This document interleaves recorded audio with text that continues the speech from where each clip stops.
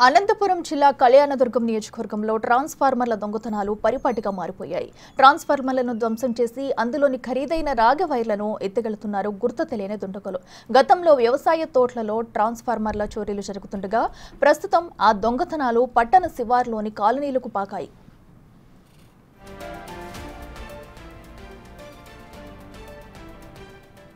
తాజాగా అనంతపురం జిల్లా కళ్యాణదుర్గం మున్సిపాలిటీలోని జగనన్న కాలనీలో అర్ధరాత్రి దొంగలు పడ్డారు.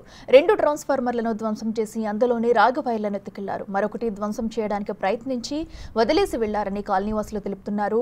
ట్రాన్స్ఫార్మర్ల ధ్వంసం విషయాన్ని విద్యుత్ అధికారుల దృష్టికి తీసుకెళ్లినట్లు కాలనీవాసులు తెలిపారు.